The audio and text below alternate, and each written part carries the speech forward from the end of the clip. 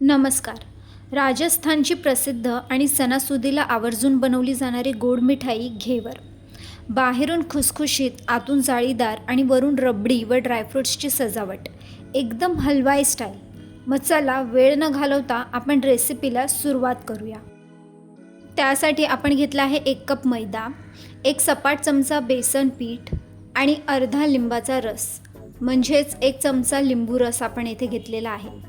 तसेच अर्धा कप आपण थंड दूध येथे वापरत आहोत, म्हणजे दूधला गरम करून त्याला फ्रीजमध्ये ठेवून थंड केलेलं आहे. तर सर्वप्रथम आपण येथे थोडंसं तूप घेतलं, ते कोमट करून घेतलेलं आहे आणि त्याला थंड करून आपल्याला इथे 3 चमचे या भांड्यात टाकायचे. त्यानंतर बर्फाचा तुकडा घेऊन आपल्याला तूप हलकं आणि क्रीमी होईपर्यंत फेटून घ्यायचं आहे.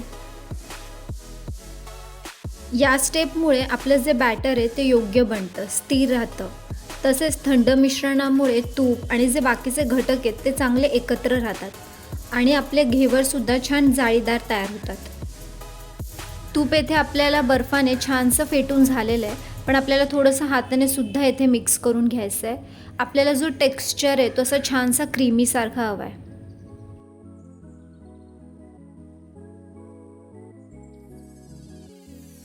आता तुम्ही येथे बघू शकता की तूप अगोदर आपण बर्फाने फेटून घेतलेलं होतं, नंतर हाताने सुद्धा छान मिक्स करून घेतलं. आपलं तूप मस्त हलकं झालं आहे आणि असं क्रीमीसारखा टेक्स्चरसुद्धा आलेला आहे.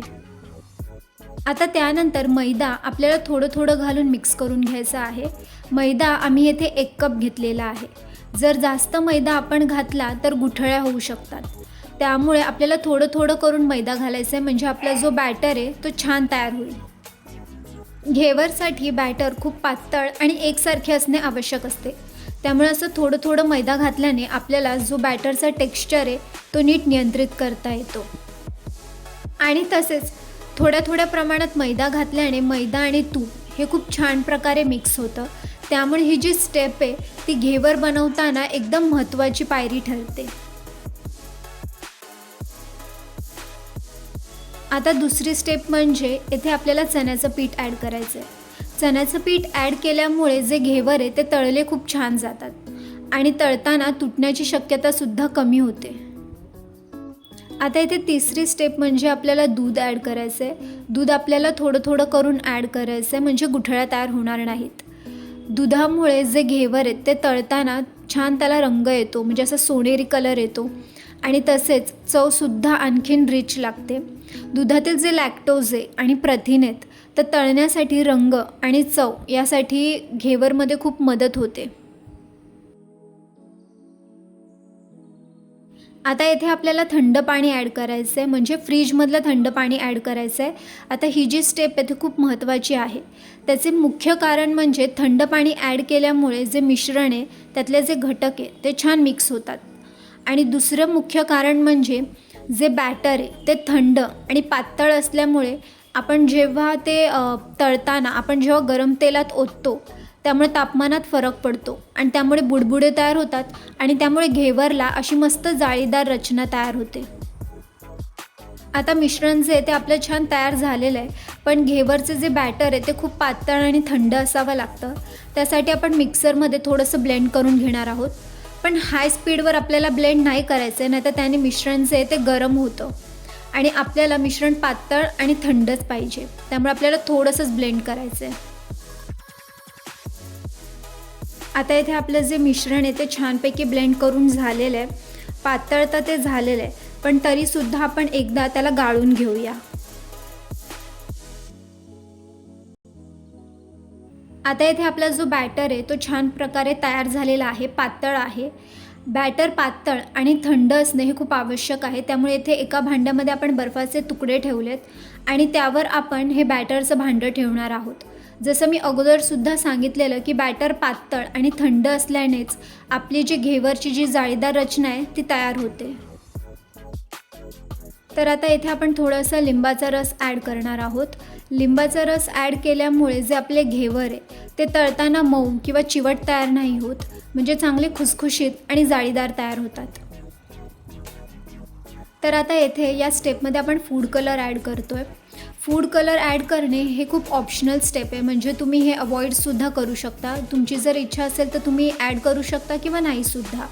आपण इथे फूड कलर फक्त जे घेवर आहे ते उठून दिसण्यासाठी, म्हणजे आकर्षक दिसण्यासाठी आपण इथे ॲड करतो आहे. आता इथे आपण साखरेचा पाक तयार करणार आहोत. त्यासाठी आपण अर्धा कप पाणी घातलं आहे आणि 1 कप साखर आपल्याला ॲड करायची आहे.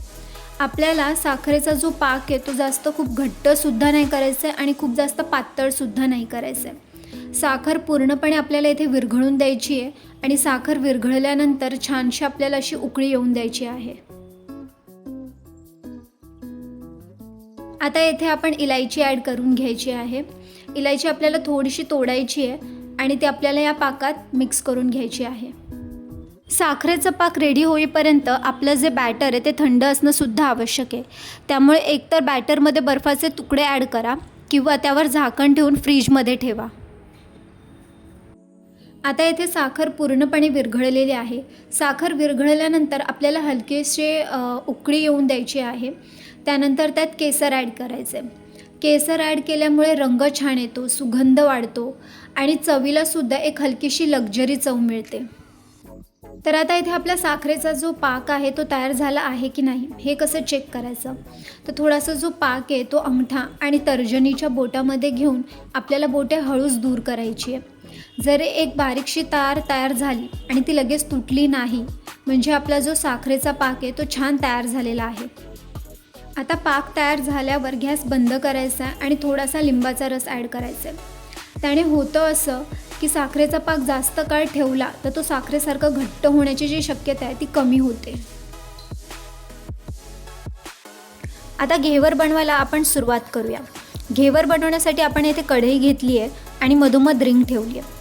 तेल खूप गरम असावे, म्हणजे मध्यम ते जास्त तापमानावर तेल गरम करा. तेल कमी गरम असेल तर घेवर जाळीदार नाही होत. पीठ जे ते उंचीवरनं आपल्याला टाकायचं आहे आणि खूप बारीक धारेने आपल्याला पीठ मध्यभागी सोडायचं आहे. त्यामुळे घेवरमध्ये सुंदर जाळी तयार होते. आणि प्रत्येक वेळी आपल्याला थोडं पीठ टाकायचं आहे आणि नंतर पुन्हा थोडं पीठ घालायचं आहे. असे 4 ते 6 वेळा आपल्याला थर तयार करायचे आहेत. घेवरसाठी पीठ थंड आणि खूप पातळ असणे आवश्यक आहे.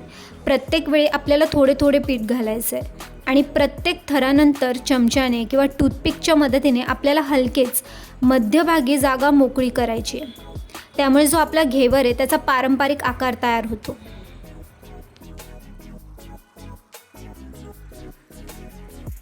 तर इथे आपला हा मस्त असा जाळीदार घेवर तयार झाला आहे. घेवर बहुतेक वेळा पलटायची गरज नसते.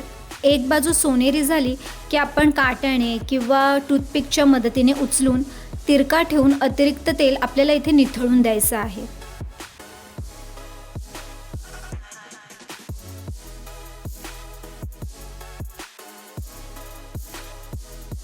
त्यानंतर घेवर तयार झाल्यावर आपल्याला मस्त एकतारी आपण जो पाक आपण तयार केला होता त्यामध्ये घेवरला हलकंसं आपल्याला बुडवून काढायचं आहे किंवा त्यावर आपण असं पाक हा टाकूसुद्धा शकतो. अशाने सुद्धा आपला घेवर छान लागतो.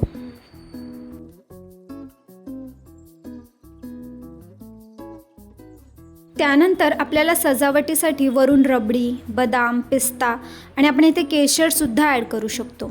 तर लक्षात असू दे, जर जास्त जाळीदार घेवर हवा असेल तर पीठ नेहमी थंड आणि तेलात थोडं करूनच होता. प्रत्येक थराला काही सेकंद वेळ द्या, त्यामुळे घेवर सुंदर, हलका आणि कुरकुरीत बनतो.